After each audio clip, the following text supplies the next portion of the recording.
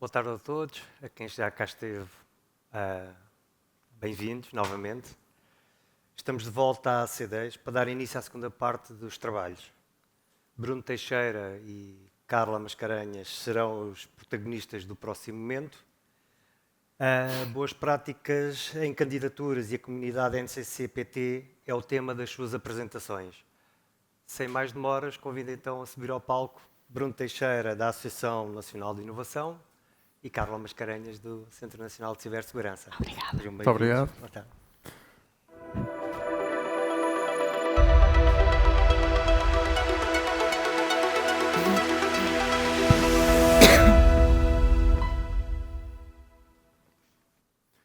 Boa tarde a todos. Bruno Teixeira, sou delegado e NCP na Agência Nacional de Inovação para o Digital e para a Segurança e queria agradecer o convite do CNCS em estar aqui presente e por poder dar aqui algumas dicas e boas práticas de candidatura nos projetos europeus. E queria começar com, se isto entretanto mudar, ok. O que é que são boas práticas ou que têm sido boas práticas até o momento? Temos reparado que a comunidade nacional, ao longo dos diversos programas quadro, tem estado a melhorar o fundo de financiamento captado para Portugal e, nomeadamente, neste programa quadro do Horizonte Europa, ainda não chegámos ao final do programa quadro, que ainda falta 2025, 26 e 27, e já captámos o mesmo financiamento que o programa quadro anterior. Portanto, neste momento, em termos de boas práticas, a comunidade nacional tem-se vindo a esmerar na qualidade das propostas submetidas.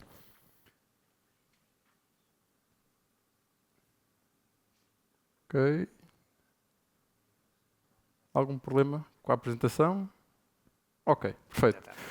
E então onde é que começam as boas práticas para a comunidade? Começam precisamente em saberem quem é que tem disponível a nível de Portugal para os ajudar. Portanto, a ANI tem uma série de delegados e pontos de contactos nacionais que fazem a representação de Portugal nos comitês, que ajudam aqui a preparar as propostas e os planos estratégicos do que é os financiamentos europeus e seguimos as prioridades europeias para a construção dos planos de trabalhos e fazemos o monitoramento da comunidade nacional nestes projetos. E em termos de pontos de contacto nacionais, nós conseguimos ajudar a comunidade, ou a comunidade que vem até nós pedir auxílio, para os ajudar a identificar quais é que são as propostas abertas, quais é que são os tipos de instrumentos que se podem candidatar, ajudá-los a identificar projetos parceiros para consórcios e fazer o acompanhamento ao longo da proposta, nomeadamente até das questões legais e financeiras. Portanto, nós na ANI conseguimos acompanhar a comunidade desde do interesse estratégico para montar um programa de trabalhos a nível europeu até à submissão de uma proposta num projeto. E começando aqui, para falar um pouco do Horizonte Europa, depois a minha colega Carla vai falar especificamente do programa do DEP, porque é que vocês se devem candidatar a estes programas de financiamentos europeus? Tirando a ideia de, ok, é só dinheiro que temos, ou que vamos conseguir buscar dinheiro, na prática, os programas de financiamentos europeus trazem muito mais que isso. Trazem-nos acesso a recursos que de outra maneira, outra forma, não conseguiríamos ter, recursos importantes e informação estratégica que a Comissão ou a Europa vai fazer nos próximos anos. Permite-nos também aumentar a nossa rede de contactos, muito importante para a continuidade dos projetos e também aumentar a nossa visibilidade internacional. Para aqueles que não estão a par do que é a estrutura do Horizonte Europa, portanto, o Horizonte Europa divide-se aqui em 4 pilares, nomeadamente a parte de baixo é um pilar deitado, e particularmente aqui para a área da cibersegurança fica especificamente as oportunidades ali no Civil Security for Society. Na prática, todas as escolas da área da cibersegurança estão dentro daquele pequeno cluster ali do segundo pilar. E o que é esta estrutura? Ou porque é que este pilar é importante perceber o que é que está por trás dele?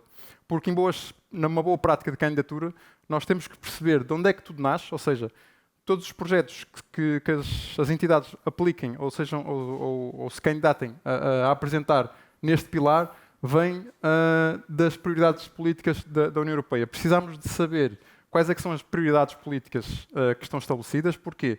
Porque a partir daí a Comissão vai aplicar planos estratégicos com orientações e impactos a nível europeu para uma série de anos, 5 a 7 anos, e a partir da criação desses planos, que podem ser adaptados, saem os programas de trabalhos onde vão abrir as oportunidades para os projetos.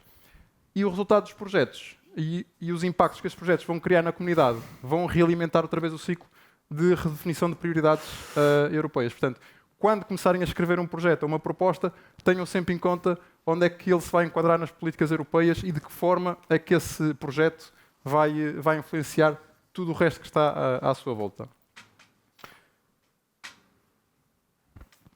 Começando aqui por algumas dicas e onde é que estarão as oportunidades. Portanto, estamos aqui no âmbito do NCCPT. O NCCPT conta aqui com as 3 agências em colaboração para vos ajudar a ir a um sítio só, como assim dizer, um one-stop shop para a recolha de informação dos vários instrumentos que existem a nível europeu para financiamento, coordenado aqui pelo Centro Nacional de Cibersegurança. E na página, no site onde lá está, vocês conseguem ter um overview do que é que existe.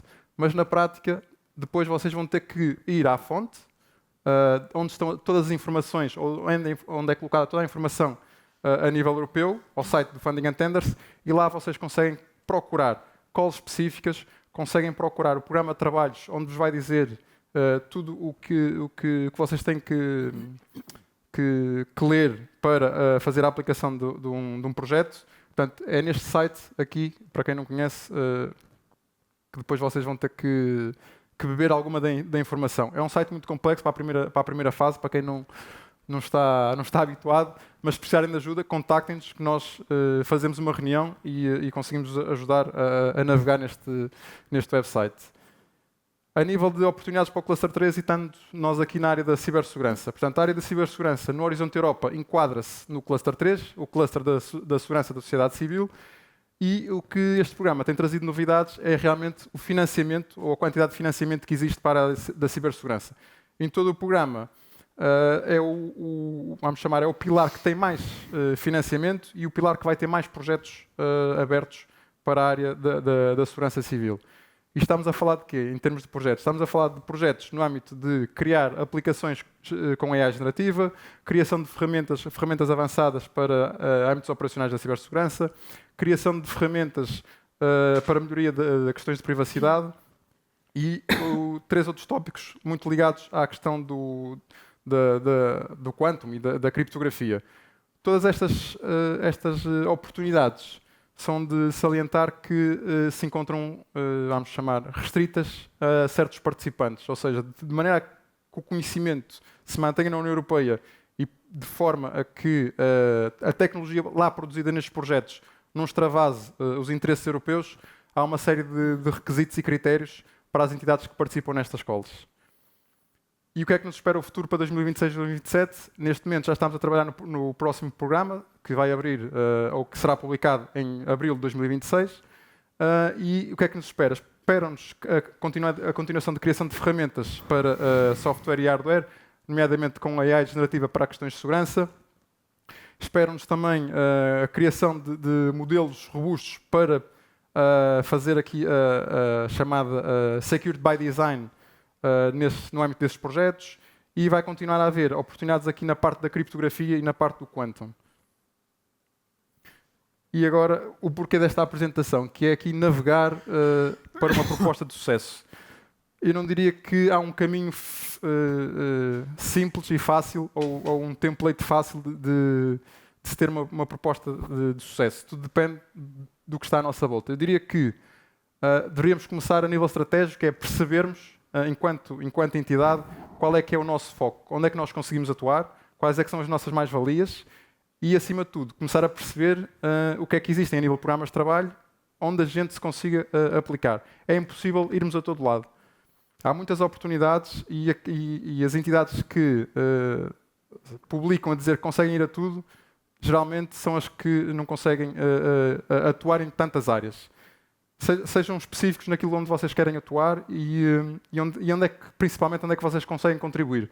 Porque depois de definirem a vossa estratégia, de onde querem ir e aquilo de que forma é que conseguem contribuir, é mais fácil encontrarem parceiros para criar consórcios. Como é que se criam consórcios? Muitas das perguntas é: ok, eu queria participar num projeto europeu, como é que eu faço para criar um consórcio? Como é que eu chego às entidades? Na prática, é começarmos a estabelecer redes de contactos, é irmos aos Infodays, é falarmos nestes eventos, aproximarmos das pessoas, apresentarmos as ideias e dizermos: eu tenho aqui, a minha empresa faz isto, sou bom nisto, e têm interesse em participar naquele tópico. Vocês têm interesse e a partir daqui começam a nascer as redes de contactos.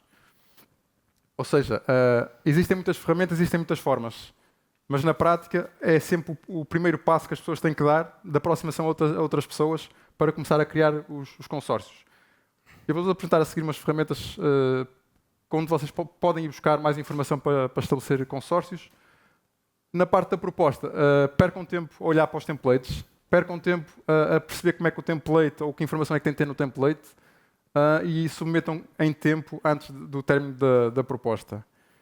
A nível de ferramentas para consórcios, a Comissão Europeia tem uma plataforma que é o Partner Search.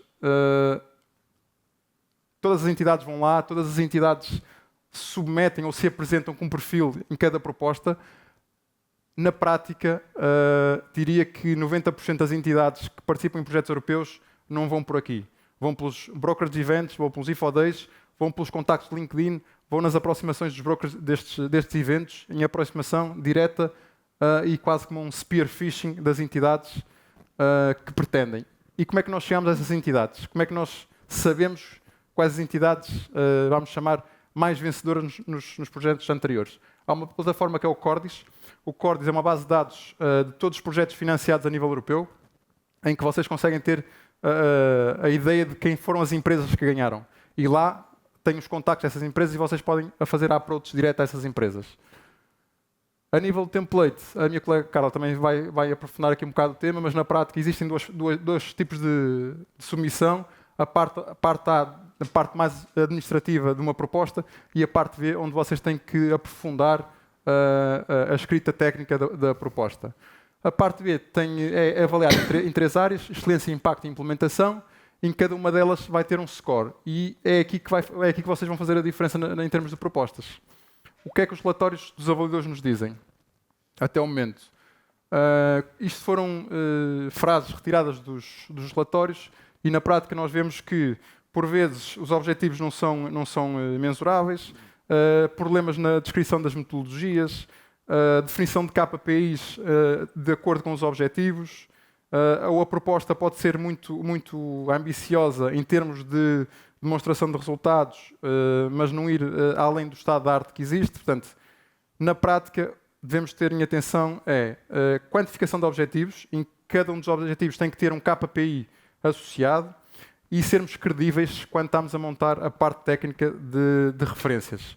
E uma parte importante é perceber sempre qual é que é o TRL com que começamos e qual é o TRL com que acabamos. A nível dos impactos, portanto, a nível dos impactos também temos algumas frases engraçadas, que é os resultados do projeto não se adequam, não são estimados ou praticamente quantificados. Existem outros resultados, nomeadamente este aqui que está aqui em baixo, que era, por um lado, fomos demasiado ambiciosos em dizer que conseguimos atingir um determinado valor no tempo do projeto, mas por outro lado, não conseguimos ter resultados expectáveis para a dimensão do projeto. Portanto, na realidade, o que é que nós precisamos de saber, ou o que precisamos de fazer, é ser realistas. Não sermos ambiciosos demais, ou tentar vender o jogo que sejamos ambiciosos demais. E, na prática, esta tabela é super importante. É a partir daqui que os avaliadores vão começar a olhar para a vossa proposta. Ou seja, sejam cruciais em escrever mensagem direta, definam bem o que é que o vosso projeto faz e quais é que são os resultados expectáveis do vosso projeto. Percam tempo a escrever esta tabela e identifiquem realmente qual é o vosso grupo-alvo no final do projeto.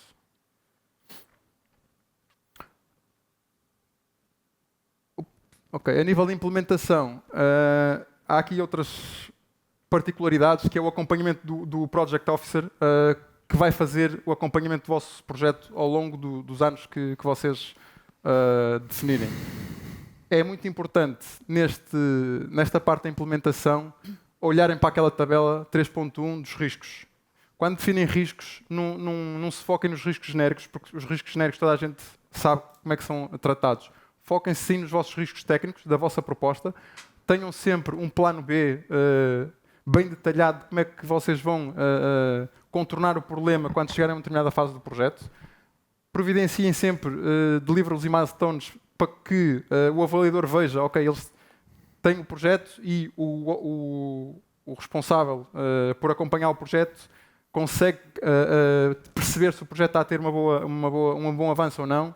E no caso de financiamentos, dependendo do tipo de propostas, vejam que tipo de financiamento é que está associado, porque em função do tipo de financiamento vocês vão ter que adaptar o vosso guia de trabalho, nomeadamente aqui no caso dos lump sums, que vai ser o financiamento utilizado para as escolas da Cybersecurity. É uma modalidade se calhar nova para alguns que não conhecem, mas na prática vocês definem times de tempo e vocês são remunerados, o projeto é remunerado em função desses timings, ok? Onde é que vocês podem encontrar mais informação sobre isto que eu estou a dizer? Neste link aqui, a Comissão tem um documento que ajuda a preparar aqui a parte dos mistakes do que se deve fazer e o que não se deve fazer a nível de projetos. E deixo-vos aqui 3 eventos. Portanto, o próximo evento que a ANI vai fazer dia 15 de julho, vamos promover um workshop prático para ajudar na escrita das propostas, para quem já tem propostas em cima. E os outros 2 eventos já aconteceram, mas na prática são plataformas online onde vocês conseguem encontrar parceiros para promover e criar consórcios. E deixo-vos aqui também as newsletters da ANI, onde vocês podem acompanhar as áreas temáticas de cada cluster. Deixo-vos também o link para o GNAD, se quiserem saber mais, contactem-me ao longo do evento, que eu vou estar por aqui. E deixo-vos também o link para o portal. Deixo-vos também os nossos contactos das 3 pessoas responsáveis na área de digital e segurança na ANI, se eventualmente precisarem de tirar dúvidas ou fazerem esclarecimentos sobre algo, podem nos contactar. Muito obrigado. Carla. Obrigada, Bruno.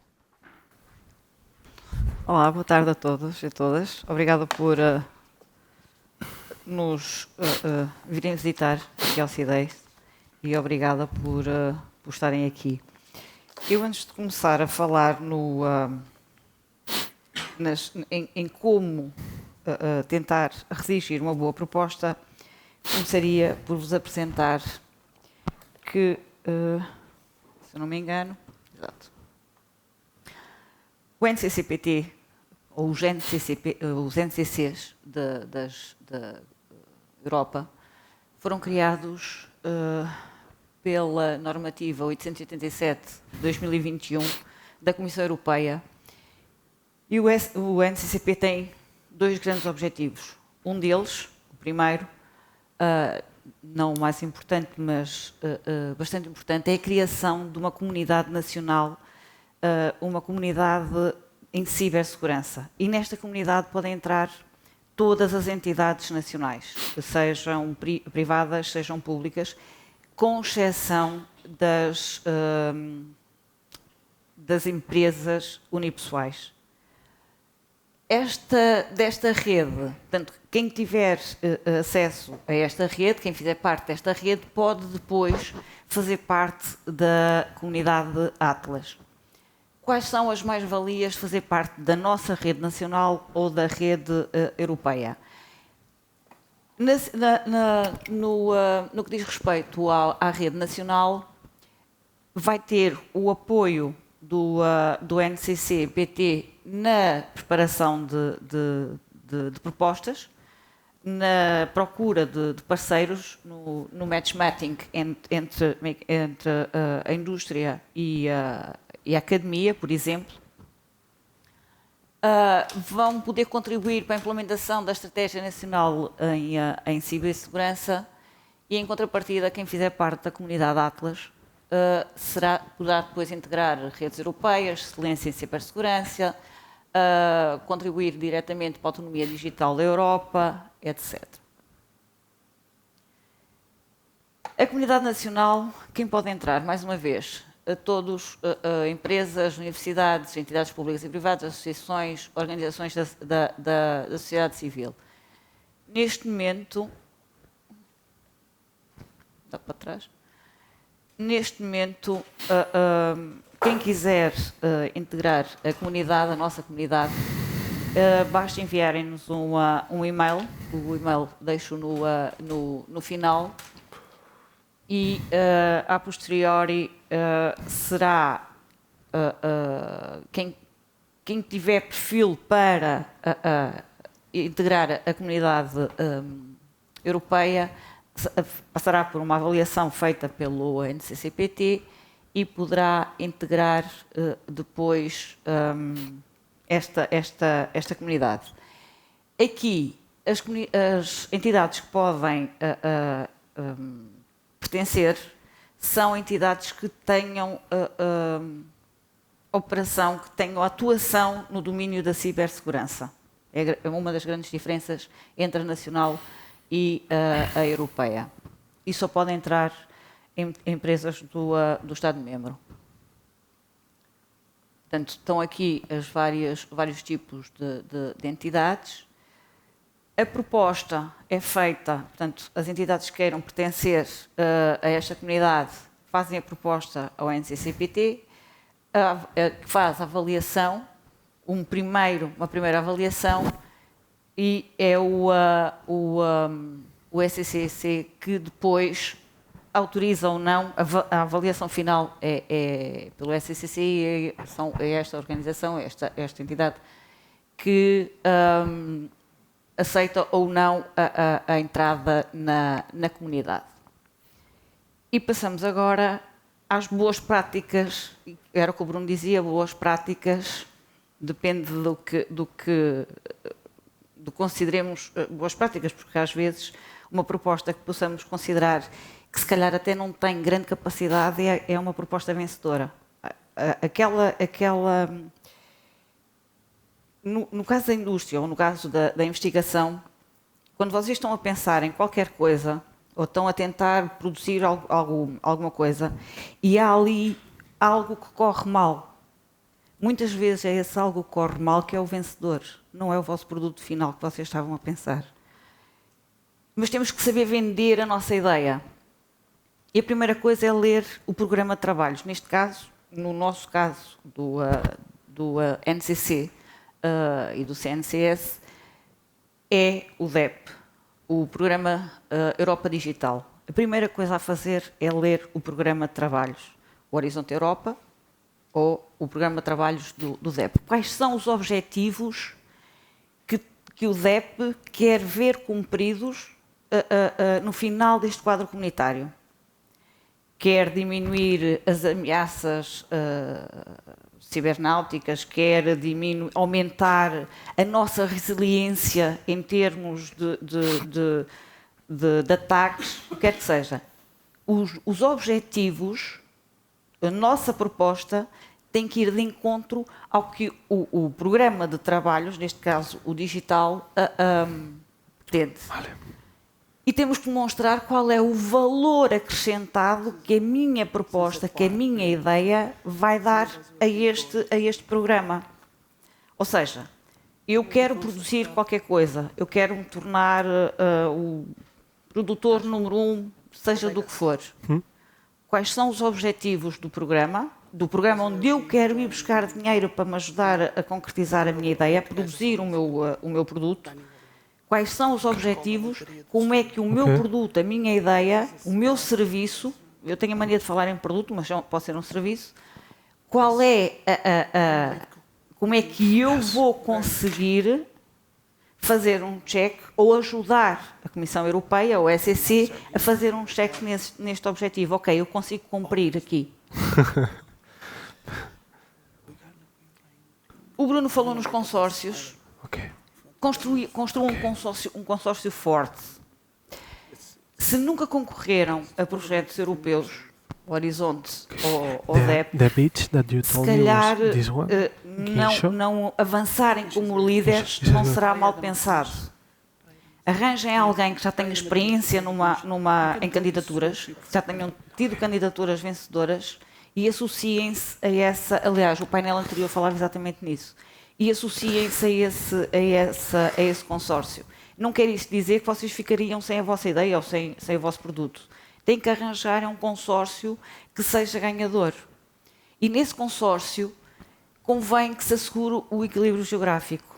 Ou seja, não pormos países só, que há um bocado essa tendência, pormos países Espanha, Itália, Portugal, França, A França não é mau, mas se formos buscar os alemães, se calhar ainda é melhor.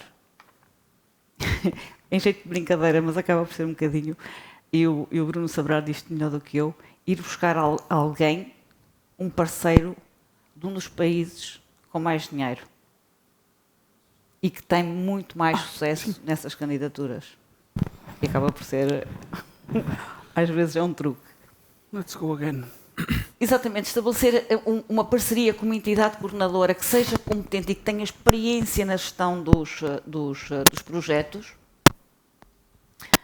O Bruno disse bem que eu ia falar por alto eu vou-vos deixar a apresentação e o nosso contacto no final.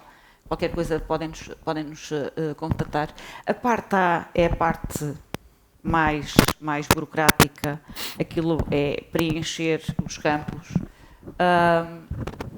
Com exceção das tabelas orçamentais, e vamos ver isso um bocadinho mais à frente, ter um bocadinho mais de atenção ao orçamento. E depois é a excelência da nossa proposta, os objetivos específicos, o que é que eu quero cumprir, como é que eu vou medir o cumprimento dos meus objetivos, qual é o KPI que vai sair do objetivo A, B ou C.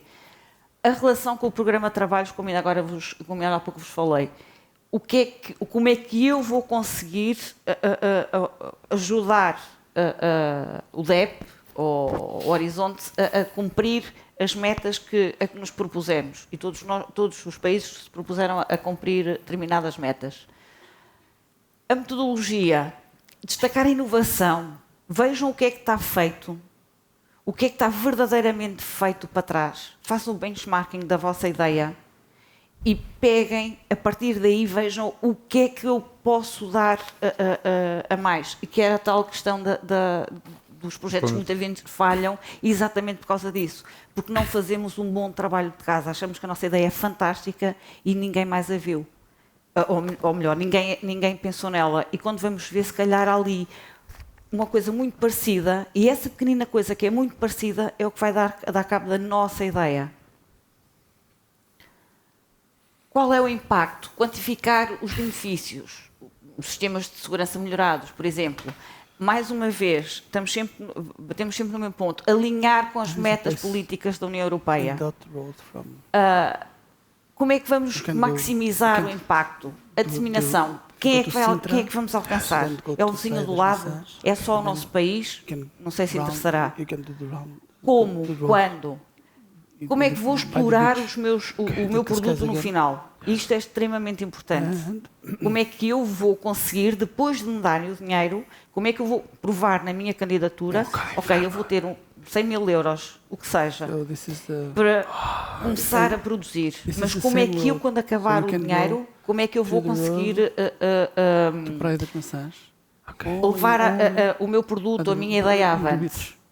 A comunicação, plano de comunicação, extremamente importante também. E os indicadores e o cronograma. Mais uma vez, como é que o projeto continua após o financiamento. E muitas das vezes também é aqui que se falha. Não provar que eu tenho a capacidade, a minha empresa tem a capacidade de levar a ideia para a frente. Eu só preciso deste pequeno passo que me ajudem agora, porque a seguir eu consigo. E muitas das vezes é aqui que não conseguimos provar como é que vamos fazer. O plano de trabalhos, estar conciso, coerente, as work packages terem um sentido, fazerem sentido, ter interligação entre elas, não saltarmos de uma tarefa que não tem nada a ver com a tarefa seguinte ou com o work package seguinte. Incluir gráficos, que dê a entender o que é que nós verdadeiramente queremos. E depois a estrutura de gestão. Como é que o meu consórcio vai ser gerido? Quem vai fazer o quê no consórcio? Não esquecendo nunca que o líder do consórcio tem o ónus da causa. Depois os parceiros, aqui é uma breve descrição, o que é que cada um dos parceiros já fez e qual é o aporte que esse parceiro pode trazer à candidatura, e o orçamento, que é extremamente importante. Muitas das vezes as ideias ficam para trás exatamente porque achamos que podemos ir buscar 1 milhão de euros. quando o avaliador vai ver e se apercebe que se calhar só precisávamos de 500 mil. E onde é que muitas vezes, e o Bruno tinha isso num slide, as pessoas mesmo, onde é que muitas das vezes nós exageramos é nas pessoas mesmo, no meu esforço no projeto. E, por fim, identificar quais a ética, a segurança dos dados sensíveis, abordar a conformidade com a RGPD, etc. Uma das atribuições ou dos objetivos do NCC, neste caso do NCC-PT, é atribuir ou poder atribuir fundos mais pequenos através de um mecanismo que é o Cascade Funding. O Financial tem que ver, Support for Third Parties, eu esqueço-me do suporte, peço desculpa. E o que é isto? Nós temos, o objetivo, ao fim e ao cabo, é descentralizar o impacto de uma grande candidatura a um projeto europeu, estimular a nossa inovação, a inovação tecnológica com base na nossa comunidade em cibersegurança, com base na nossa indústria, nas nossas PMEs, fomentar competências digitais e apoiar as PMEs em inclusão digital. Como é que isto funciona? Os NCCs têm financiamento, recebem financiamento para poder abrir calls, abrir pequenas calls, há bocado falavam entre... eu já vi calls de 5 mil euros, já vi calls, se vocês forem ao Funding and Tenders, o que o Bruno há bocado mostrou, vocês encontram calls de outros NCCs, de 5 mil euros, de 50 mil euros, de 100 mil euros, depende. Que são candidaturas mais simples. Portanto, abrem-se as candidaturas, selecionam-se os parceiros, a atribuição das subvenções e o que é que o NCC vai fazer? O consórcio NCC vai, para além disso, vai monitorizar estas subvenções e reportar à União Europeia, neste caso, ao SCCC. O máximo são 60 mil euros por parceiro, tenho erro, exceto com justificação. Os concursos, claro, são candidaturas normais. Quem conhece as candidaturas da ANI, da FCT, do Horizonte, são candidaturas normais, mais simples, para quem quer concorrer a fundos comunitários, mais simples. São candidaturas que vos podem dar um avanço para uma candidatura posterior. Não quer isto dizer que seja uma candidatura para consultoria. Imaginem, não quero que me interpretem mal.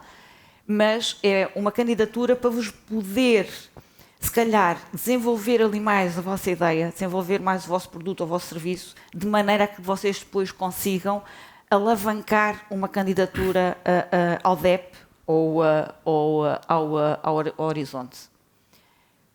Exemplos muito, muito simples. Implementação de soluções em cibersegurança, os financiamentos de teste de penetração, auditorias de segurança, suporte às ISOs, formação técnica, ferramentas de detecção e resposta a incidentes, são exemplos muito simples, só para vos dar a ideia de que não estamos a falar de rocket science, não estamos a falar de um projeto milionário, de um projeto que vos até pode sair um produto, mas são coisas mais simples. Tudo isto vocês podem encontrar no Funding and Tenders, que realmente concordo com o Bruno, há 20 e tal anos, que é aquele site horrível, é verdade. Eu acho que sempre conheci aquele site assim, é horrível, é muito mal de se pesquisar, mas qualquer coisa, a nós, NCC, PT, está ali o colega António Costa, que é o representante nacional do NCC, quer aos colegas da ANI, vocês podem nos sempre contactar para começar a ajudar a navegar naquela confusão de calls abertas que há sempre imensas. Este é o nosso contacto do NCC cá em Portugal. E qualquer questão que tenham, estejam à vontade. Obrigada.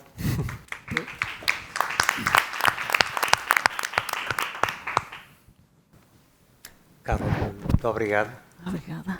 Feitas as apresentações, Ai, conseguiste abrir. vamos dar-vos agora a oportunidade de aproveitar que estão aqui as pessoas certas. Para quem quiser colocar alguma questão, tirar alguma dúvida, aproveitem o momento, porque conseguimos o certamente tempo. que terão a informação necessária e útil para vos transmitir. Não sei se alguém tem alguma questão que queira colocar, alguma dúvida, aproveitem.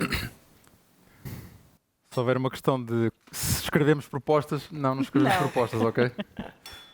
Ajudamos, conseguimos acompanhar a comunidade a tirar dúvidas, ok? Não fazemos a escrita técnica da proposta, mas se chegarem até nós, vamos dizer assim, com bastante tempo de antecedência, cada um de nós, vamos chamar na área mais técnica, consegue descortinar aquilo que vocês têm escrito naquelas principais tabelas, com aquilo que é pedido no programa de trabalho, vamos chamar o bruxelês, e fazer uma comparação e dizer, ok, vocês estamos a falhar a atingir estes outcomes, porque às vezes vem descrito a dizer all outcomes or some of them, e vocês nestas pequenas coisas perdem-se e às vezes estamos a falhar um ou dois outcomes e vão ser penalizados se não atingirem aquilo que realmente é escrito, ok? Pronto, nós fazemos esse tipo de acompanhamento às pessoas que nos chegam até nós, mas não escrevemos propostas. Obrigado pela Eu não ideia. sei se está aqui membros da academia. Se tiverem, vão-me perdoar desde já. Eu já estou a ver que sim. Imaginei que fossem, por isso é que estou, por isso é que estou a falar. Aqui há uns anos atrás, da instituição onde eu e o António viemos, houve professores que vieram ter comigo muito aborrecidos porque a candidatura deles, que era excelente, tinha chumbado. Emanuel Pérez e Joaquim João. Eram duas candidaturas.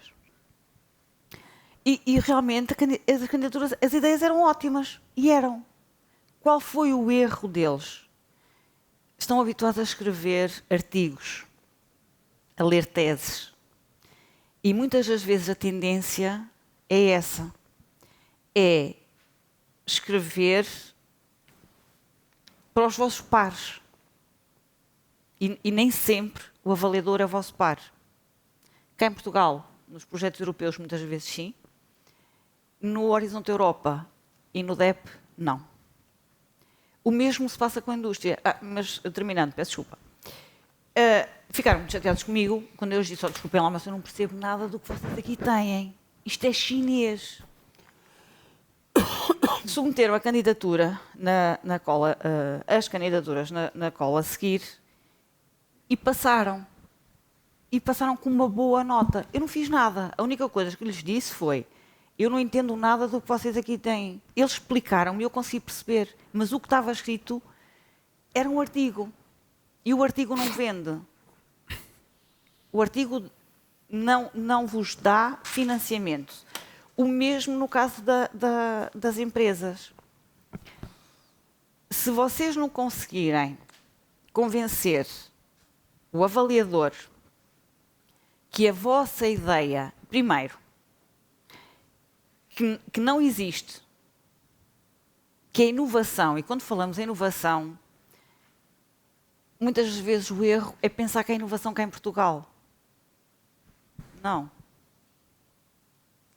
Nós não estamos na nossa redomazinha. A inovação é inovação mundial. Às vezes, há uma coisa muito parecida, sei lá, do outro lado do mundo, não sei aonde, e que vai dar cabo da minha ideia, vai dar cabo do meu negócio. E se eu fizer o meu benchmarking bem feito, se eu fizer o estudo do estado da arte bem feita, eu vou descobrir com toda a certeza e vou conseguir provar na candidatura, existe isto, mas a minha é diferente. Neste parafuso, que seja, mas a minha é diferente. E eu vou conseguir vender a minha ideia se eu mostrar que aquele parafuso 2 centímetros acima ou 2 centímetros abaixo faz a diferença, eu vou conseguir vender a minha ideia. Mas para isso tenho que ter os meus objetivos, as minhas tarefas, os meus milestones, os meus entregáveis, que são intragáveis. São. Porque às vezes falhamos ali numa coisinha ou outra muito pequenina, falhamos um prazo pequenino e temos a Comissão Europeia a chatear-nos a cabeça porque não entregámos o entregável a tempo, certo, Bruno? O Bruno está nesse lado da... está desse lado da... O problema não é entregar em tempo, é depois as questões de financiamento às vezes que estamos à espera, nomeadamente neste caso do Lamp Sum agora, que é se não entregarmos naquela janela de tempo, não recebemos o financiamento. Ok? Às vezes é uma bola de neve para várias coisas. Exatamente. Mas pronto, se nos deixarem falar, a gente fica aqui até amanhã. Já agora queria aproveitar uma questão que era dos consórcios, e referiste uma questão que é termos países, juntarmos a países Alemanhas e Franças. Eu aqui tenho uma questão, aliás, duas coisas, que é, primeiramente temos que potenciar a comunidade nacional, ou seja, temos que desconstruir a ideia de que sozinhos é que somos bons. Eu vinha de um passado em que se a minha empresa se fosse sozinha num projeto europeu, éramos os maiores do mundo. Estamos errados, porque na prática nós vamos precisar de criar, vamos precisar de mais contactos para irmos mais longe, não é? E sermos vistos, a ideia de eu tenho um projeto europeu, a minha empresa está sozinha num projeto europeu, uau, somos muitos. Mas na prática, se eu quiser dar continuidade no próximo projeto ou ir em mais projetos, só sou eu a nível nacional. E se calhar outro colega, noutra empresa, que vai em outros projetos, num futuro próximo pode-me chamar a mim para fazer parte do consórcio. A ideia que eu quero passar é, quando montarem projetos, tentem sempre levar 1 ou 2 parceiros portugueses em conjunto. Porquê? Porque a média e a estatística que temos visto na Europa é países como França, Espanha e Alemanha, a média que eles levam é de 2 parceiros a 3 parceiros em consórcio. E nós temos que combater isso a nível nacional. Se conseguimos começarmos a trazer, a puxar-nos a nós próprios, as nossas entidades, sejam elas quais forem, de arrasto para um projeto, nem que seja a pequenas tarefas, vão ver que a imagem que passamos exterior para outros projetos, é muito importante o peso depois em futuras candidaturas para a frente. E outra questão, que é associar-nos a países grandes. Eu compreendo a ideia de países grandes têm a escala maior, mas nem sempre a realidade é isso que nos diz, ok? Não é por ser um país grande ou por submeter muito que aquela empresa ou aquela entidade tem sucesso. Os dados do último ano mostram que existem muitas empresas a submeter muito com pouco... Sim, com baixos resultados. Com baixos resultados.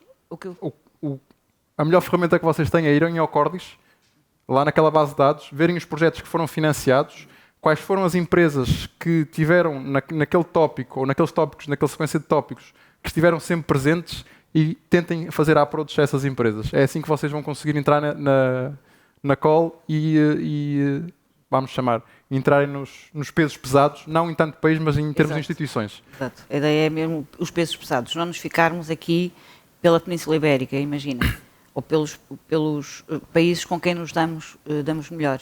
É exatamente abrirmos-nos à Europa e ao mundo.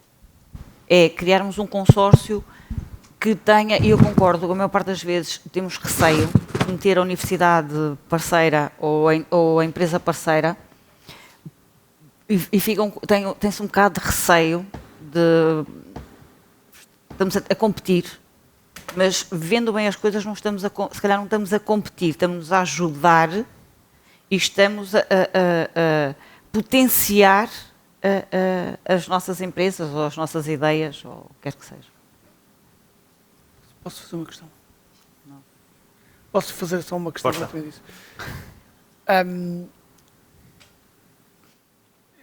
A minha preocupação, mais do que... agora tenho o microfone, pois tenho essa sorte de ter o microfone. A minha questão tem a ver com um processo que está anterior a esta questão da criação de consórcios e por aí diante.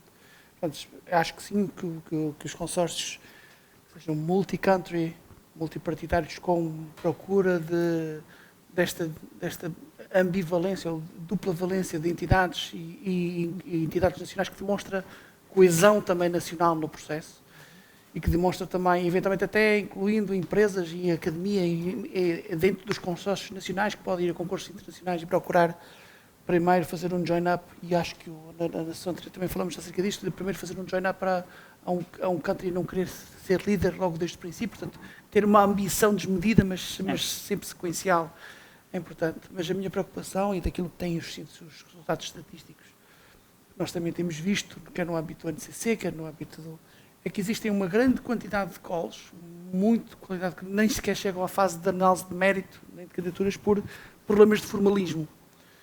E o DEP tem esse problema. Tem muita falta as entidades que se candidatam, essencialmente empresas, têm uma dificuldade de cumprir o formalismo. E aí a pergunta que eu faria, e se calhar também para vender o peixe do NCC, né? Mas como é que a ANI e o próprio NCC poderão ajudar neste processo? Que acho que é um processo muito importante, fazer o matchmaking e ajudá-los no formalista. O Bruno falou de uma coisa que é o bruxelês. Por acaso gostei dessa palavra, bruxelês, acho que é uma palavra interessante nessa perspectiva, que basicamente é fazer um matchmaking daquilo que é a matriz de boa interpretação, também com a questão do formalismo. Era só para ver se conseguiam, se calhar, fazer um drill down nisto. As empresas não podem, ou se estiverem a dedicar muito tempo nas propostas, estão a perder dinheiro.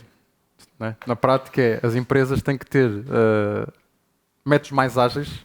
É por isso que às vezes empresas de casos de estudo ou consórcios contratam consultoras, porque o business da consultora é produzir para aquilo e a empresa só quer lá estar. Portanto, é este balanço difícil entre ser formal e participar nas propostas. Não sei como é que se combate isso, depende lá está, da estratégia da própria empresa, avaliar e ver, ok, eu tenho capacidade a nível interno de submeter uma candidatura ou de participar numa candidatura, ou preciso de ajuda, e que tipo de ajuda é que eu preciso? De alguém que escreva por mim, de alguém que me guie no passo inicial, porque eu depois tenho os recursos internos que conseguem fazer isso.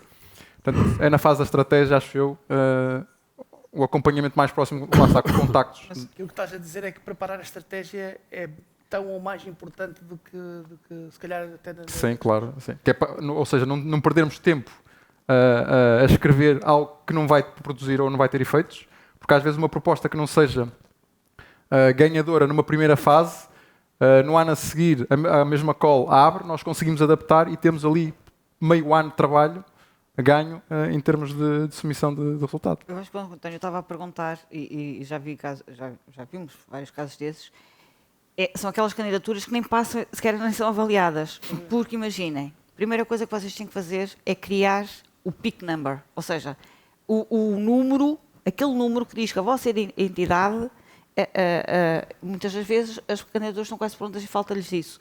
Ou falta um documento, falta a assinatura de alguém, falta terem o LEAR, o PL Sign, o que quer que seja. O meu primeiro slide dizia lerem bem o convite ou o aviso. E aí estão as regras todas. Mas, de qualquer forma, qualquer um de vocês, e já nos alongamos demais, tem os nossos contactos, quer nossos NCC, quer da ANI. Se estiverem a pensar amanhã, não sei se estão cá, vai haver, António, ajuda-me, não sei a que horas, a colega do CNCS, também faz parte do NCC, vai apresentar estão candidaturas abertas ao DEP, agora que abriram dia 12 de junho, vão continuar a abrir. Ela vai-vos apresentar o quadro, o DEP, e vai-vos apresentar essas calls. Se estiverem interessados em concorrer, interessados que estejam, contactem-nos. Olha, o que é que eu preciso? Eu não tenho a minha ficha no Funding and Tenders aberto, porque ao fim e ao cabo é a ficha, o peak number, ou o que seja. O que é que eu preciso? Quais são as formalidades, as assinaturas, os documentos que eu preciso? Contactem-nos que nós damos de bom grado todo o apoio. Não escrevemos candidaturas, isso não. Obrigado, Carlos. Obrigada. Obrigado, Bruno. Obrigado. Obrigado.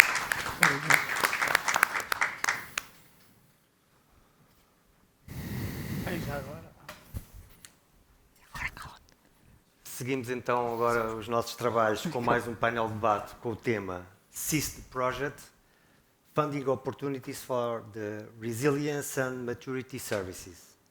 E sem mais demora, chamo ao palco Mr. Héctor, from INCIB, Instituto Nacional da Ciberseguridade de Espanha, and Mr. Ulrich, from ELSEC, Leaders in Security. E para moderar o painel, convido a subir ao palco António Costa, da NCCPT.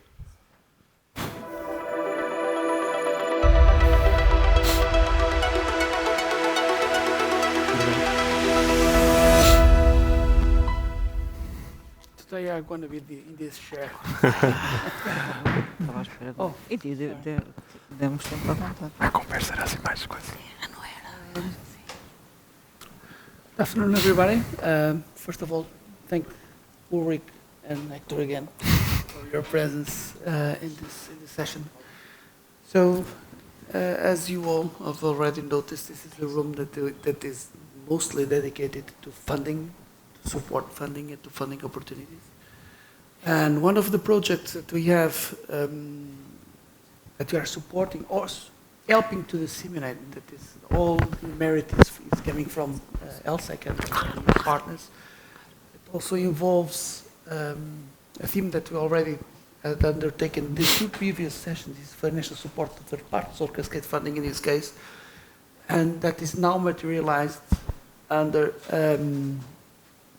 the Cure project. So we're going to see how cascade funding works through a real example for a project that is it's a very interesting project for companies and for entities that want to somehow augment their capabilities and their resilience throughout Europe, and they can fund support and funding and also get better results by learning with peering and also with sharing those results with experts at European level. So I will like to thank Ulrich for the trouble that he had to come here.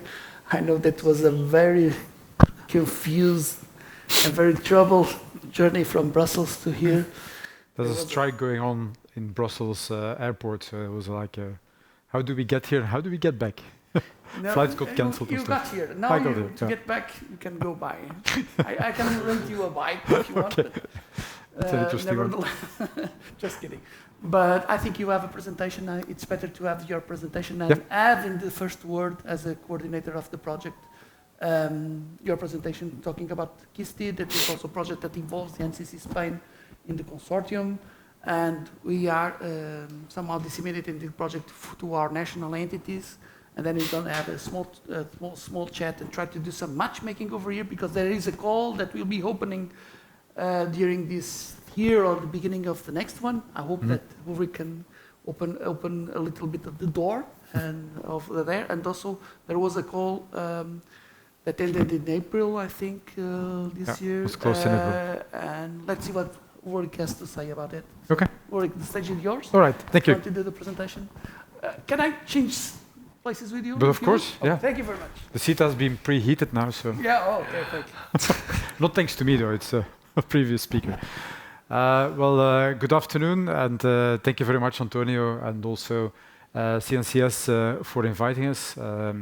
It's great to be here. First time that I participate, and it's good to see that you have this lively activities. So indeed, the previous speakers have been talking about some of the funding opportunities from Europe. We ourselves, as an entity, as a non-profit organization, have participated in a number of those funding activities. I'll share with you a couple of thoughts on those. And one of them, as Antonio was already suggesting, is actually what we call, what the European Commission calls, a financial support to third parties program, meaning that we have received funds that we can hand over to other third parties, basically to you, if you would apply for that funding.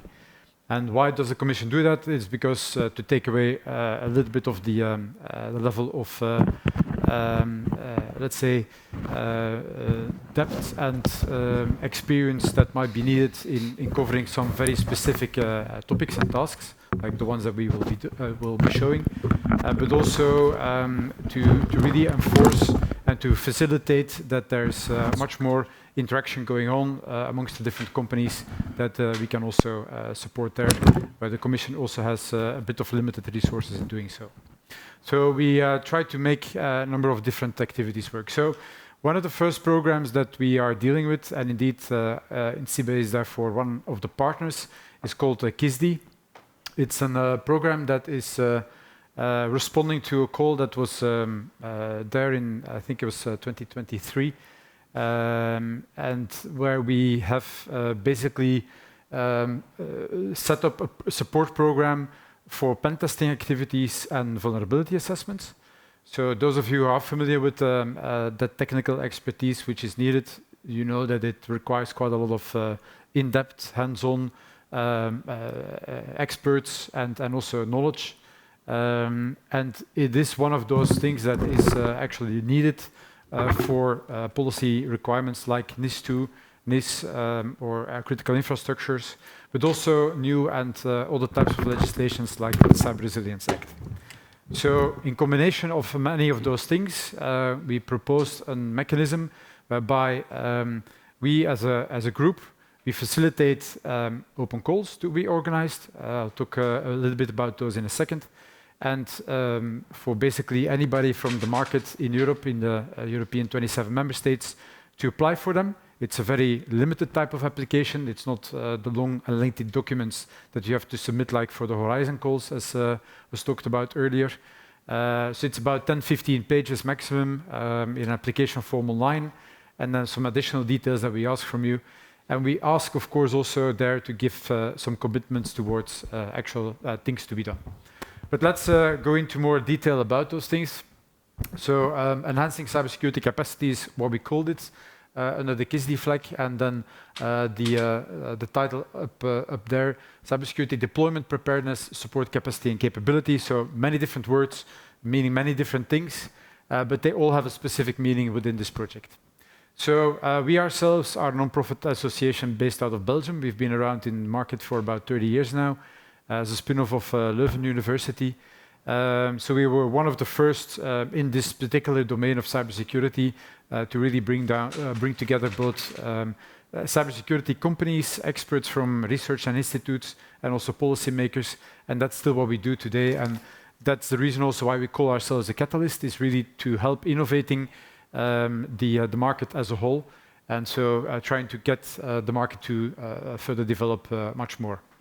So why KISDI then? Well, in the first place, as the Commission already defined, there are needs, and the needs are coming from the developments on digital, are coming from the challenges in relation to cyber, are coming from the policy making that the Commission itself is organizing, like NIS, NIS2, Critical Infrastructure, Cyber Resilience Act, and now also the Cybersecurity Coordination Act, and so many other policies will further follow. There's a whole big scheme of different policies and cybersecurity requirements out there. If you like, I can dive a little bit more into that after the session. So there's many different cybersecurity challenges. I'm not going to dwell too much on those. I think that's the reason why we're all here. We do see that there's cybersecurity expertise available, there's capabilities, but we also see that we are sometimes lacking those capabilities and that expertise. And so part of those programs is to really support the development of new expertise to be built and new capabilities to be built, but also to enhance the capacity in the different member states as a whole. By actually seeking and supporting the development of new skilled professionals, and to facilitate actually also that assessments can be done in order to find those further along. So we're supporting the total European regulatory landscape with these actions, and this action particularly. And we also see that it affects, because we fund basically with real euros. It means that in some cases, cybersecurity companies, the industry in itself, can use those funds to grow internally, to increase the skills that they have, to purchase basically additional skills, meaning to hire additional talent, and basically to grow their own companies in doing so. And then finally, of course, the major mission that we all have is to strengthen the European competitive position. When we wrote all of this, it was prior to President Trump joining the Oval Office. But today, I think more than any time And anywhere, I think Europe in a sovereign concept should not be just a thought, it should be put in practice. And so the more that we can rely upon European expertise coming from the different European member states, the better, of course, that we're off. So in essence, we're trying to provide some potential solutions, if you like, and some light at the end of the tunnel for those companies who are looking to get NIS2 compliance. So many of the different things that companies need to do there, you've heard a little bit about that throughout the conference today. One of those challenges is that as a company that falls as under NIS2, as an important or an essential entity or critical infrastructure, you will need to have some general cybersecurity requirements and then some specific cybersecurity requirements. What those are is really related to you as a company and to your risk assessments, but usually it includes that you will find that there are some challenges, and those challenges are related to some potential risks that you're looking to be resolved. What are those risks? Well, you don't really know because nobody has actually done any research on it. And that's basically when pen tests can be a resolution for this. So we do penetration tests, and I know that there's a couple of companies on the floor, on the trade show floor, where you can relay back to. So those have experts that will come into your organization and start inspecting potentially a network, maybe applications, maybe appliances. I've seen also some of those appliances in the startup zone. And trying to test those appliances or networks or whatever for potential deficits, basically potential vulnerabilities. Sometimes those vulnerabilities are known, and that's basically where you can step in and do something yourself. But sometimes some of those vulnerabilities are not known, and that's really what pen tests should be delivering, is to find the known vulnerabilities and for you to act upon them, but also potentially to discover unknown vulnerabilities. So that's where we step into this world of NIS2 and where we provide some, as I said, light at the end of the tunnel. How do you do that? Where to go to? Where to find those partners? Well, that's where we as KISD try to find some answers for. There's also this huge list of things that you have to do when it comes to NIS2. So those are the more specific cybersecurity requirements. Not going to dwell into those, but so that you know where this is all coming from. There's of course also quite a number of incidents, both in Europe as well as in the rest of the world. These incidents are happening on a day-to-day basis, and it's not always that clear why those incidents are there. So again, that's why we need pen tests to help us finding out where those challenges are. As I said, Cyber Resilience Act next to NIS2 is also an important one. Why is Cyber Resilience Act important also for us? Because it actually requires not from an organization, but from a manufacturer, a distributor, or an importer to make sure that that cybersecurity is done on products with digital elements. Basically, any type of appliance that enters into the European commercial market as of December 2027 has to be secured. And as a company that provides that type of product, you have to be able to demonstrate that it has been secured. So you have to be able to show the documentation that this has been done. How can you do that? Well, in a similar way as for any type of organization, you understand what potential vulnerabilities are, you report those, and you say what you do to mitigate them. But equally so, you have to do pen tests to figure out if there's any vulnerabilities that might not be known.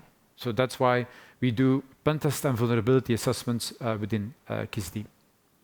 So in short, KISD is offering up to 200,000 euros for companies that apply for this. In our first call out of 2, and so Antonio was referring to April, so we did the first call which we closed April 7th, so you won't be able to apply for that anymore. We've received 121 applications that we have accepted. There have been more that have been applying for it, but some were basically declined because of the fact that some parts of the applications were not yet fully completed, or there were some other things. So from the 121, after the April 7th period, we did our homework, we did our selection, we did the inspection of all of the applications, and we made the decision that in this first open call we would select 10. And so the selection process has finalized. We have selected 10, and we're now in the process of getting into an agreement, into a contract with the selected ones. So we are in the process of doing due diligences, whether they are financially stable to execute basically the program, whether they're also part of the European 27 member states as an organization. And so all of these things are happening now as we speak. So why am I showing you this then? I mean, it's a thing from the past for two reasons. One is to give you a bit of an insight on the results, and it might inspire you for the next open call, which will be opening likely in January 2026. So that is still a bit of time to start answering that. It's about 6 months away from here. But you will need those 6 months to prepare for the application. Because either you need to put it into your minds and you have to understand what the application forms are all about, what it is that we're asking for. And maybe you should try to seek out for potential partners, which could be consortium partners or which could be end users, where we expect you to deploy those pen tests with. So that's the reason why we are presenting this already now, is to make sure that you are prepared for the next open call, so that you don't have to start the whole thing all over again.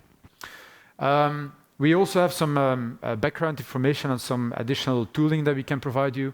So there's, of course, the descriptions of everything that I've been explaining. Why do we do this and what it's really all about? Who are we? Is also an interesting part of this. It's actually a combination of both technical companies and organizations which are more related to governmental parts. And to highlight this, so I'm part of ELSEC as a non-profit. Funding Books is an organization that manages basically the open calls through a series of applications. Hector from INCIBE, you've heard here before, and you'll be hearing him later on, so a part of the Spanish NCC. But we also have partners from the policy-making side in Romania, and then a couple of technical partners, CyberRangers, Toreon, and CU.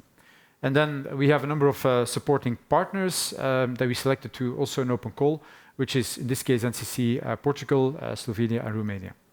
And so they are there also to support us, making sure that the message gets out in the market. Next to the funds, so there's 200,000 euros, but we also offer some additional support to the participants of this program. So it's not only about the money. I think what we have shown in the past in similar programs that we organized like this, companies that gone through this program, they received basically 200,000 euros, but then multiplying that by 4 or by even 5 in total value package. Why? Because through this program, they are able to reach out to new customers, new markets. Through this program, they receive a lot of additional credibility that allows them to go into public authorities for maybe similar types of programs. They're able to make some deals in international partnerships that help them out. It helps them increasing the brand visibility in their own market, and meaning therefore to hire additional talent, that talent that's really needed for you to pick up on getting the best cybersecurity experts to do the pen test. And I can go on and on and on like this. So there's much more that we can offer. Also from our side, we can offer during the whole program time frame, which will take somewhere between 12 and 18 months for you to execute it. We get you one or more mentors to help you through this process, to guide you. But the mentors are not only there to watch you and monitor you, but they're also really there to guide you and to give you additional assistance and to put you in touch with maybe additional partners, maybe additional end users. We want companies to search for those companies where you can help with critical infrastructure pen testing, or with manufacturers for their products with digital elements. If you cannot find them yourself, or if you have some difficulties, we have a whole range, of course, of those types of entities and companies that we can get you in touch with. And so that helps you also out in getting further into the market. So there's also some other materials. You can go on to the KISD website, and there's a couple of interesting webinars, both on the ethical aspects and also the link with pen testing and NIS2. also how some of the pen tests and vulnerability assessments have been leading to CVE publications and so forth and so further. So in highlight of, let's say, in premium, I'll show you a bit of some of the results that we have received through this open call too. So in the first place, what I can tell you is that we have received quite a lot of applications, but interestingly, it's from all over Europe. And so we've done a couple of specific activities, like a webinar that we organized together with, or that basically NCC Portugal, Antonio organized, and that we were invited to participate in. And that also resulted in a couple of participations, in this case about nearly 11%, Antonio, from all of the applicants that were submitted. So you see that there is an immediate result of this activity. So thanks to NCC Portugal, there have been companies in Portugal more than we would have expected that have participated in this. So thank you for that. That really was a great activity. We have been focusing our open calls mainly to SMEs. And so, as you can see, the majority of the participants were small and medium-sized enterprises. Sometimes we got a reflection, but isn't that more for like the big four doing pen tests and so forth? We said, yeah, maybe, but we want this particular open call, and we target also to SMEs. So if you're a micro enterprise, you have a couple of pen testers, and you want to grow, you want to scale, this is really a good opportunity for you to do that. And so large enterprises, only 9% of them that participated, and even usually as part of a consortium. So we had quite a lot of interest in many different domains, and that was actually also very interesting to see. So what you can read, what you can probably not read here, is the text in white. And so what I can tell you is that the majority, and that's interesting also in relation to, let me see if I can get the laser pointer. So 62% got the message also from a presentation from Enisa earlier this afternoon, that there really is something needed in the domain of healthcare. So doing pen tests in healthcare is really needed, and we were glad also to see that many of the applicants had an interest in that. Same also for public administration, and then the usual sectors, I would say, energy, banking and finance, 48% out of them. So a little bit less, and that's maybe an opportunity for the future of you in space, because space is really also a domain where we see a lot of opportunity for pen testing activities in the future. And then some others like water and waste management, also some domains which are a little bit, let's say, forgotten sometimes when it comes to these types of things. So some suggestions, maybe if you're looking for making that, let's say, the differentiating effect for the next open call. So most of the applications that we received were going towards essential entities as the main target focus, and then next to that, important entities. So everybody was really looking towards supporting NIS2. Some of them more toward critical entities, a little bit less towards CRA. So I think that the domain expertise on CRA is not yet very well known, which again gives you a little opportunity or an insight in maybe some differentiating effects that you can have for the next open call. And also, which was also interesting, a lot of them that made the combination, yes, we want to support NIS2 types of companies, essential important operators, but definitely we also would like to do pen tests with SMEs. So it really responded well to our calls. So what would we recommend you to do is to start thinking about this already now. Talk to prospects, customers, partners already here, also on the shop floor. Try to identify maybe a potential partner. If you're yourself a NIS2 company or a company that has to comply to NIS2, go and search for maybe this pen testing company. If you say, well, we need to do this, but we don't have the budget, we don't have the expertise, we need to find the necessary partners, bring this program to them and join them in a consortium where you can support them in organizing the pen tests, because it takes a lot of time and effort, and they can actually do the work. So that's an interesting concept that we have seen a couple of times. So prepare well in advance. Follow some of our webinars that we'll be launching. We will be asking some of our grantees, which will start in September, to also do some presentations and to showcase some of the works that they will be doing. When we do discover vulnerabilities in the pen tests that they have, we will also publish those, and we expect you to do the same. So in a very short pitch, because I talked about CRA, if you want to know more about CRA, we have another program called Crazy, crazy CRA-cy.eu. Yeah, we're crazy. So it's providing you with additional guidance and insight on what that's actually needed for. So you can use those checklists and elements to help you actually figuring out also where some of those requirements would need to be.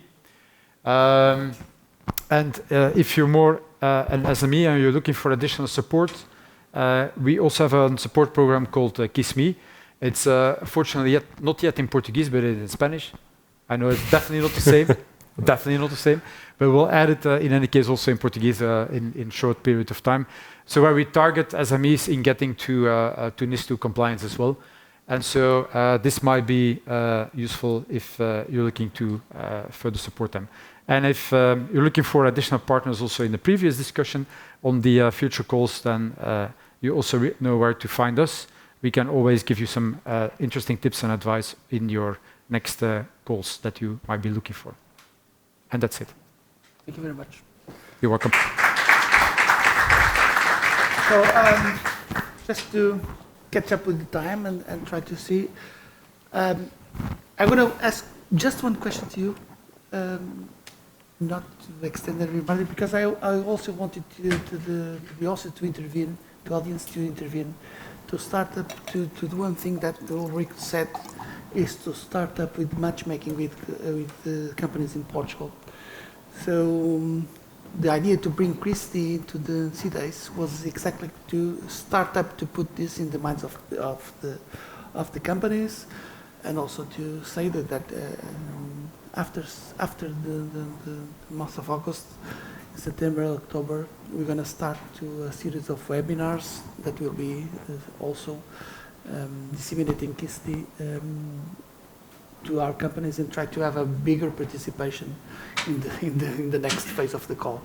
One of the questions that I wanted to, I will direct one question to you and then and also one for Ulrich, and then you can answer it. One of the questions that I want to do it to you as NCC, what was the driver for the participation in this project as NCC Spain? What is the effort and what is the advantage to have this as a consortium member in this project? Because it takes lots of work to do that. Well, and the one I want to do the question for Ulrich is based on the operationalization of the KISTI. The entities that have applied for the first phase, they can improve their project to the second one. It's yes or no questions. How can they get some lessons learned from the webinars and from the applicants that will be arriving soon, right? so the project does align perfectly both with the mission of the NCC and also with INCIBE's mission as a whole. Why is that? Well, it has great cascading effects, and after all, the main objective of KISTI, as Ulrich has said, is to raise European competitiveness. So it's not only to support the delivery of pentest, but by delivering pentest all across the supply chain of different entities, we get this effect. And we as NCC need not only to focus on our own NCC project and on this type of financial support to third party in our projects, but also in other projects, as in the case of KISTI, that are focusing on a more specific niche, in this case pen testing or vulnerability assessment. So the benefits are crystal clear in the sense that for us, being part of the consortium is a lot easier just to get our companies on board and taking part on the call. I believe Spain was the the country with the highest relative or the highest percentage of participation.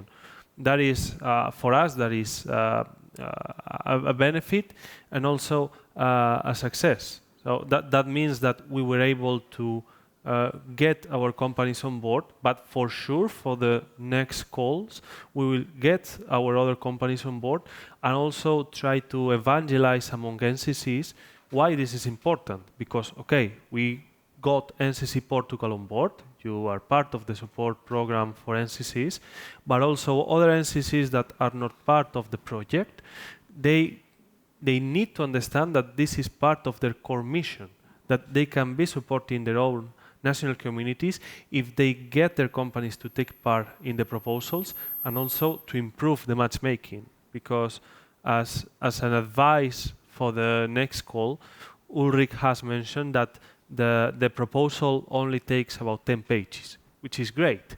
But then the thing is that you need to differentiate your proposal from other proposals. It's not only that you need to draft a well-written proposal, but you need to demonstrate either, let's say that, imagine that you are a very small company, you just have 2 pen testers. Maybe you can create a consortia with a colleague that has also a company with 4 pen testers. Now you are 6 pen testers. Now that is enough muscle to ensure the implementation of the project. And then it's also very important to widen or broaden this matchmaking to end users, to the different entities that could potentially sign a letter of commitment, of intent, saying that in case that this proposal comes to fruition, I will be an end user where the pen test is going to be deployed. And here everyone wins out of this initiative, because the pen testing company, as Ulrich has mentioned, gets to growth, to increase, to develop their internal talent, gets to work with newer end users, but also the end user gets the pen test at a 50% discount. So, I mean, we are very happy with the... It's a win-win project. It's a win-win project. We are very happy with the quality of the proposals, but for sure, for the next round, for the next year, it will be even better. Better and more competitive. Yes, harder for us also to to assess, but And more demanding for us as NCCs. But Yes. let's go to this is a challenge, and let's go to the challenge. Ulrich, before answering the first question, also I would like to see if you can drill down a little bit in the ecosystem of these 3 projects, the FRESI-1, KISTI and KISME. I think it's very important to see that this is a holistic point of view to having 3 European projects linked together with FSTP and other modes of supporting. So we have, I think, 5 minutes to try to close this up, and then have the companies talk to us and register in the have the word to register in the mailing list, visit our pages. You're going to have webinars during the after the summer to put this, but start working in the consortiums at national or even European level. It's very important to have more entities concurring with more competitiveness, because the next world will be very more competitive than this one. Okay, so yeah, I mean, there's multiple different questions. I'll start indeed with the last one. So I only mentioned those 3 projects. We actually have even more, and it's indeed a holistic perspective that we have already from the beginning. And as I mentioned, we as an organization, we consider ourselves as a digital security catalyst. We try to be a catalyst for anything that is supposed to be supporting the digital security market, cybersecurity you can call it as well, from here towards the future. And we do that in many different ways. Some of the ones are related directly to supporting the European programs, but others are related to ensuring that new technologies like cloud, of course, AI, ML, and LLMs and so forth, are being used inside cybersecurity market as well, and are also being utilized to the best way possible. So we have also a number of projects in that respect, and we try to make indeed the combinations of multiple, where we support a number of our companies as an association We are a membership with about 1,500 different entities. So in the first place, those companies, cybersecurity companies, in improving their innovation capabilities and their resources by putting them also into the market with their innovative capacities. So providing them access to end users and showcasing again that definitely from within Europe, we have the same, if not better, capacities and quality of people than anywhere else in the world. So that is the overall perspective from our side. And so answering the other questions, so can anybody that applied for the first round still apply for the second one?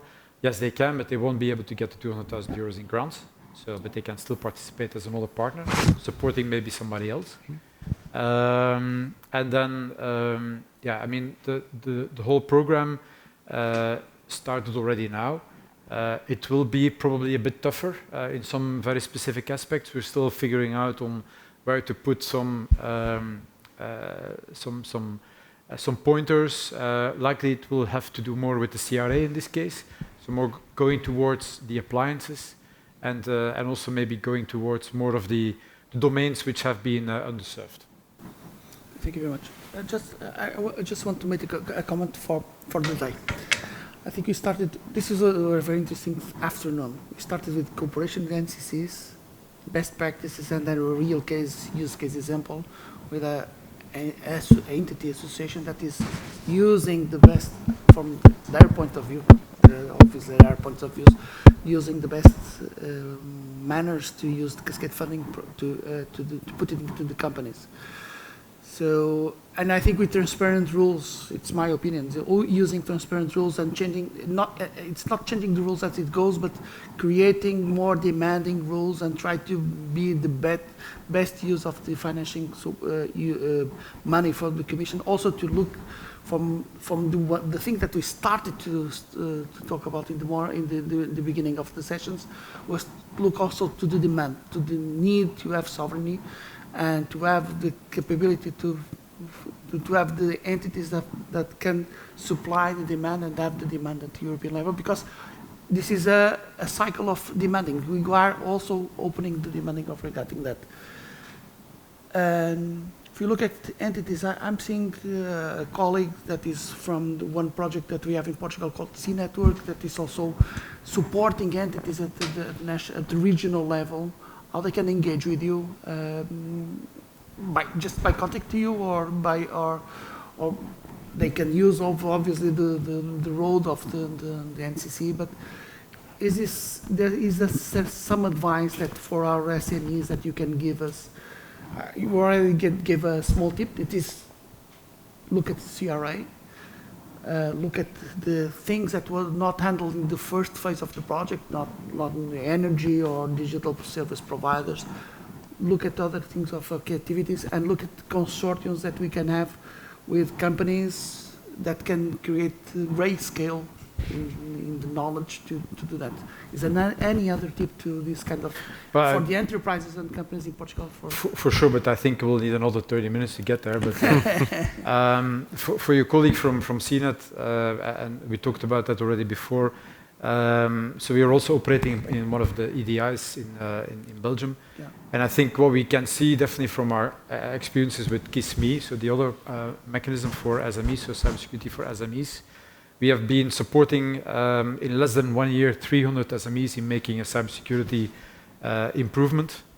So we did an assessment at base level, and then we did a number of things, putting technology, giving advice, providing some mentoring, or all three together, and you see immediately how it increases. I mean, it has an immediate serious effect. And I think with some of the tools that we created now, and amongst others, we have this KISME program and actually the whole mechanism that we can even offer to CNET to work together on. We're basically calling it a franchise model. But with the tools that we have, we can focus on specific sectors. We can facilitate some of our case study analysis. We can use some of the technologies that we can put together. And we are inviting some technology vendors to help us making that happen also for SMEs. So we are helping some of the vendors, which are mainly focused to enterprise now, to rethink themselves towards more SME-oriented domains. So those as a couple of highlights. Okay, thank you very much. I think we already overpassed 2 minutes of our time.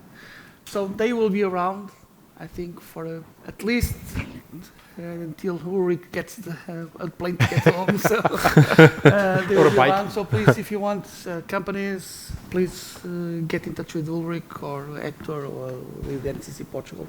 We will be happy to help you to get more applications to KISTI, to talk a little bit more about KISSME and the other ecosystems of the project, because I think this is very interesting to have this knowledge into our Portuguese community and scatter this information that there are partners in Europe and entities in Europe that can fulfill all the gaps in the cybersecurity world. Thank you very much. Thank you.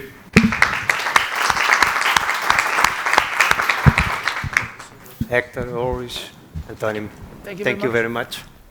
Thank you. Obrigado a todos pela vossa participação em mais uma sessão. Convido-vos agora a todos a irem ao auditório principal para uma breve sessão de encerramento e um resumo do dia. E muito obrigado pela vossa presença.